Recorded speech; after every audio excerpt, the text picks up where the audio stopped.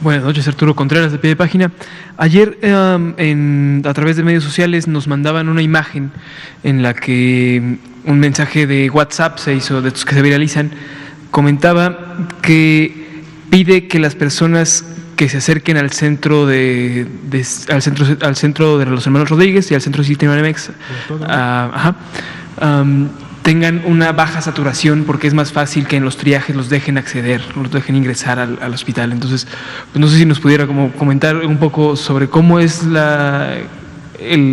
cómo aceptan a las personas, ¿no?, a los hospitales, dónde pueden llamar para saber a dónde dirigirse y qué hacer con este tipo de información que a todos les parece que es falsa, ¿no? Menciona el mensaje que se escribe por una doctora que trabaja en este centro y dice que pide que su recomendación es que si tienen un familiar con algún conocido con síntomas de COVID, que se espere a que su oxigenación baje, ¿no? Lo cual es en contra de las indicaciones que ustedes han dicho todos estos días. Entonces, si pudiera como darle un mensaje a la población en ese sentido. Claro, por supuesto, y muchas gracias por esta información que está circulando en redes. Si es así, efectivamente, el llamado es diferente. El llamado siempre ha sido, durante toda la pandemia, que si yo pertenezco a un grupo de riesgo e inicio con signos y síntomas, debo demandar rápidamente atención médica, igual sin conocer cuál sería mi estado clínico en ese momento, inclusive sin poder tener la herramienta correspondiente para saber cuál es el estado de mi oxigenación, porque en todo caso esto es algo que el profesional de la salud y la atención médica me lo va a dar a conocer o me lo va a evaluar en el momento de la atención. Yo no debo esperar a tener signos de alarma, menos una oxigenación tan baja como la que se está mencionando ahí. Para llegar a una oxigenación como la que se menciona ahí, es decir, cerca a niveles de 70, es porque ya estamos teniendo una afectación pulmonar importante. Recordemos que la oxigenación en su momento debe de estar como límite bajo alrededor de 93, 94. Entonces, cualquier oxigenación por debajo de 90 ya es un signo de alarma, ya es un elemento que nos dice estamos demorando en demandar la atención, hay que hacerlo rápidamente, pero más aún si no todas las personas tienen la posibilidad de en su domicilio poder conocer este elemento. Entonces, ante la simple presencia de signos y síntomas compatibles con la enfermedad, ¿cuáles son los más comunes? Todos aquellos que representan un catarro, una gripa, como la conocemos normalmente. Estamos hablando de escurrimiento nasal, que en su momento también viene acompañado de escozor de la nariz, el dolor de la garganta, que evidencia inflamación de la misma. Esto nos puede llevar lógicamente también a estar presentando tos, a tener elevación de la temperatura, aunque no sucede en el 100% de los casos, pero sí en una buena gran parte de ellos, y estos síntomas acompañados de lo que todos también identificamos cuando estamos enfermos, que es el malestar general, el dolor de las articulaciones, el dolor de los músculos. No son los únicos signos y síntomas. Durante la enfermedad del COVID se pueden presentar otros, pero si tenemos al menos algunos de estos síntomas, 2 de ellos bastaría o sería suficiente. Si además pertenezco yo a un grupo de riesgo, rápidamente demandar la atención médica. Y si ya estamos presentando signos de alarma, ¿cuáles son los signos de alarma? La dificultad respiratoria, es decir, la sensación de que el proceso de respirar no me está siendo suficiente para sentir que estoy en su momento obteniendo el oxígeno necesario, y entonces pareciera que me falta la respiración. Si a esto además se acompaña el dolor de pecho, o se acompaña una fiebre alta o una fiebre persistente que no ha cedido con el tratamiento correspondiente, bastaría con estos signos de alarma. Otro de ellos sería lógicamente la poca oxigenación o la hipooxigenación, pero recordemos que no todos tienen la manera de cómo medir este parámetro. Entonces es mejor llamar en un momento al 911.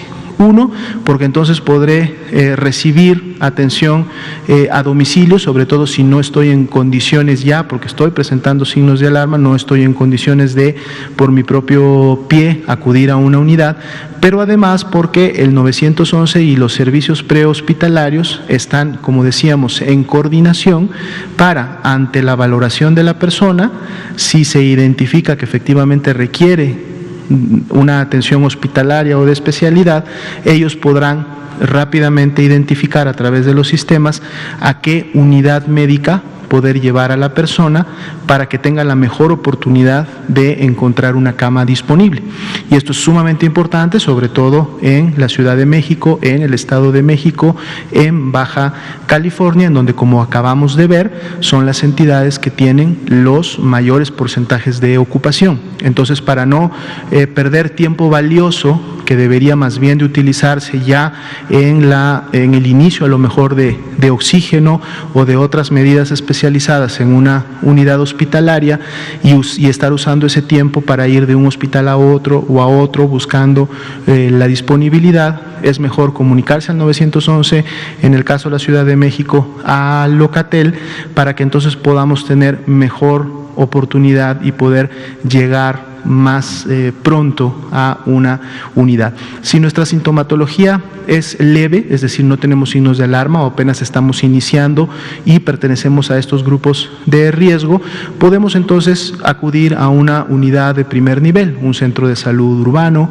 una unidad de medicina familiar, y dado que estamos todavía en un estado clínico estable, en donde sí nos podemos transportar y podemos demandar esa atención, pues es mejor hacerlo en ese estado clínico, es decir, cuando no tenemos complicaciones, cuando no tenemos signos de alarma, y por lo tanto tener la mejor oportunidad de un seguimiento domiciliario, o que en la medida en que esa unidad de primer nivel me valoren y me midan todos los signos vitales y los signos en su momento de alarma, ellos entonces también puedan identificar rápida y oportunamente la necesidad de referirme a una unidad de segundo o tercer nivel para la atención, o tras la valoración comunicarme que puedo llevar a cabo una atención ambulatoria en mi domicilio, que el seguimiento puede ser vía telefónica, o que me pueden citar, si todo sigue bien, al tercer día o al cuarto día para ver mi evolución, y entonces esto también es sumamente recomendable hacerlo oportunamente, ¿no? Entonces ese es realmente el mensaje que esperamos se pueda atender, que todos pongamos en práctica. Recordemos a los familiares estar muy atentos de los adultos mayores, estar muy atentos de aquellas personas que pueden tener alguna discapacidad que les impida demandar por sí mismas la atención médica, para entonces nosotros como familiares, como amigos, como conocidos, poder en un momento determinado asistirlos, y que también estas personas puedan atenderla oportunamente. Y finalmente comentar, porque esto también es algo muy muy importante, recordemos que COVID-19 no tiene ningún tratamiento específico que se haya demostrado su utilidad o su eficacia para controlar la enfermedad grave en el domicilio. Entonces, no debemos nosotros de dilatar el tiempo o perder el tiempo tomando algún tipo de tratamiento que se nos haya dado para la casa, esperando a que este tratamiento mejore mis síntomas, sobre todo si estos no mejoran y hora con hora o día con día empieza a ser mayores o empiezan a presentar signos de alarma. No debo estar yo confiando y esperando a que un supuesto tratamiento haga efecto y me produzca mejoría, y pierda yo 1, 2, 3 o más días esperando el resultado de ese tratamiento, desde ya o cuando desde ya les estamos comunicando y diciendo que no hay un tratamiento que en su momento haya demostrado efectividad contra el COVID-19. Por lo tanto, ni bien tengo yo signos de alarma o ni bien tengo signos y síntomas de la enfermedad y pertenezco a un grupo de riesgo, debo de buscar la atención del profesional de la salud y estar atento para cuando existe la necesidad de un tratamiento en un segundo nivel. Esa sería un poco la respuesta. Por favor. Hola, ¿qué tal? Buenas noches, doctor José Luis Salomía, Carlos Zavarro del 1+1. Dos preguntas al respecto de la actualidad. En este mismo espacio se le preguntó insistentemente por diferentes compañeros de los medios al doctor Hugo López-Gatell al respecto de la posibilidad de que la Ciudad de México, sobre todo, pasara al semáforo rojo, como es el día de hoy como primer día. ¿Cuál sería la razón de haber alargado esta parte? Sobre todo porque se observó que el nivel de ocupación hospitalaria, que es uno de los factores muy importantes, ya estaba a punto de rebasarse, llegó a niveles realmente críticos. No digo que no había camas, pero sí estaba a punto de estar al tope la ocupación al respecto. Esa es la primera situación. La otra pregunta, hoy que es el primer día del nuevo confinamiento, en donde estamos en el semáforo rojo, en el cual se decreta que diferentes establecimientos deben de cerrar, observamos en diferentes recorridos que, por ejemplo, el caso de los tianguis en diferentes colonias el día de hoy estuvieron en su plenitud, sobre todo tomando en cuenta que son lugares en los cuales la movilidad es muy alta, son pocas las medidas sanitarias que se toman al respecto y son lugares efectivamente de alto contagio en un momento determinado. ¿Qué nos puede decir al respecto de las medidas que se deben de tomar? Gracias, doctor. Claro, con mucho gusto. Muchas gracias por las preguntas. De seguro son del interés de toda la población y de manera específica de la Ciudad de México. Recordemos que el semáforo de riesgo epidémico es un elemento técnico, es un instrumento de evaluación precisamente del riesgo que está basado en este momento en 10 indicadores. Pero además, estos 10 indicadores, cada uno de ellos puede tener 5 niveles. Cada uno de esos niveles está basado en rangos que le confieren un puntaje. Y decimos que son 5 niveles porque precisamente esos rangos pueden darle un puntaje de 0, de 1, de 2, de 3 o de 4. Y eso es para cada uno de los 10 indicadores. Entonces esto quiere decir que dependiendo cómo califique y pondere cada uno de los 10 indicadores, podríamos tener desde la mínima calificación, si los 10 indicadores salieran en el rango más bajo y entonces todos tuvieran 0, la ponderación o suma de esa semana pues sería un 0, ¿no? Si todos los indicadores, estamos yéndonos a los dos extremos del semáforo, si todos los indicadores llegaran al rango más elevado y entonces tuvieran el puntaje de 4, y todos lograran eso, entonces pudiéramos tener una calificación máxima para esa semana de 40. Entonces, quiere decir que podemos ir entre un 0 y un 40. Sin embargo, recordemos que tenemos 4 niveles de riesgo. Y entonces los niveles de riesgo están, digamos que, repartidos o acomodados precisamente entre esa escala del 0 al 40. Por lo tanto, obtener un nivel de riesgo, sea el alto naranja, el máximo rojo, el moderado amarillo o el bajo verde, depende precisamente de qué rango obtuvo cada uno y qué calificación. Recordemos que 8 puntos es precisamente el que se requiere como máximo para poder obtener el riesgo más bajo. Si yo me paso, si ya sumo 9 o más, ya me estaré pasando al amarillo y así sucesivamente para todos los rangos. La Ciudad de México, en la última valoración para efectos del semáforo de riesgo COVID público, es decir, el que se publicó hace 2 semanas, obtuvo un puntaje de 31. Y 31 es precisamente un naranja, pero es un naranja alto. 32 es el puntaje que se requiere para obtener el riesgo máximo y, lógicamente, de 32 a 40. Así como ahorita comentamos que hay entidades que están en un naranja elevado, estas 6 entidades que mencionamos, es precisamente porque tienen estos valores que los están acercando a un rojo. Ahora, más allá de la medición que en su momento alcanza el semáforo de riesgo y lo que se hace público y se comunica a través de estas conferencias como el color de riesgo, cada una de las 32 entidades recibe directamente y todas las semanas la evaluación de cómo está caminando este semáforo. Es por eso que en la medida de esa puntuación o de esa información, las entidades federativas pueden tomar medidas, recordemos que ellas son también autoridades sanitarias, pueden tomar medidas anticipadas o medidas que correspondan a un nivel de riesgo superior en función de los objetivos. Esta es una de las razones por las cuales hace 2 semanas, a pesar de haber quedado todavía en un naranja alto, prácticamente a un punto de pasar a un nivel de riesgo máximo, estamos hablando de ese 31, la jefa de gobierno de la Ciudad de México implementó o incrementó las medidas para disminuir la movilidad y empezó a hacer los llamados correspondientes a la población para poder atender.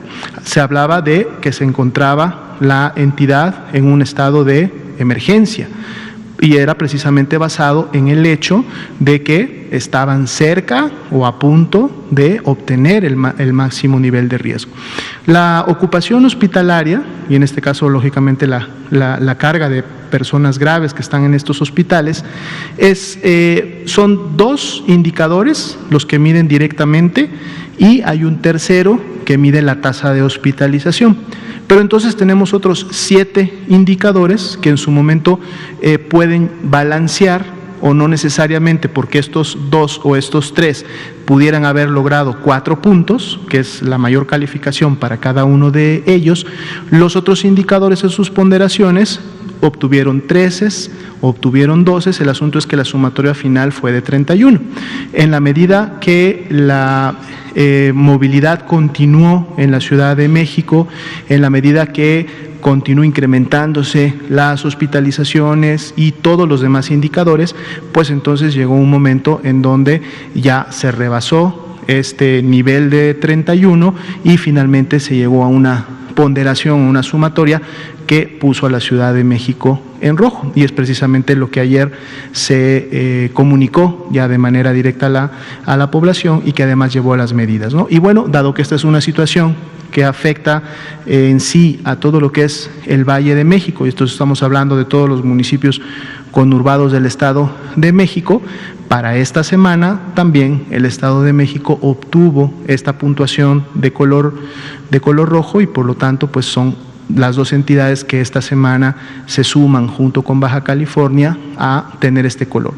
En función de que estas medidas podamos todos juntos, población, estamos hablando de la ciudadanía en general y lógicamente las instancias de gobierno que aseguran y promueven estas medidas, las podamos poner en práctica durante las siguientes semanas, así como ha habido entidades federativas que hace pocas semanas llegaron a niveles de riesgo elevados, Chihuahua, Zacatecas, y después de implementar medidas, después de 2 semanas o 4 semanas, lograron otra vez los niveles naranja e inclusive en algunos estados bajar a niveles amarillos, pues bueno, así también puede suceder con la Ciudad de México y el Estado de México en la medida de que todos juntos contribuyamos precisamente a estas acciones. Y ahí viene el tema de la segunda pregunta, en donde hace la observación de que a pesar de que hoy fue el primer día ya decretado de acciones intensivas por efecto del máximo riesgo, pues puede haberse todavía notado movilidad alta en algunos lugares de la ciudad. Esto lógicamente esperemos que cambie en los siguientes días, pero va a cambiar si, como decíamos anteriormente, nosotros empezamos a tomar las decisiones correctas. Y cuando digo nosotros, no nos referimos solamente al gobierno, no nos referimos solamente a las instancias de salud o a las autoridades sanitarias, me refiero a todas las personas que nos están escuchando, a nosotros en nuestro papel de ciudadanos, porque si tomamos las decisiones de quedarnos en casa, si tomamos la decisión de usar adecuadamente el cubrebocas, si tomamos la decisión de lavarnos las manos frecuentemente, si tomamos la decisión de demandar atención médica oportuna, de ventilar nuestros espacios y de realizar el aseo de nuestros hogares o de nuestras áreas laborales. Son decisiones que todos los días cada uno de nosotros debemos de tomar y solamente de esa manera vamos a poder contribuir a que disminuyan los contagios y que por lo tanto disminuya la mitigación.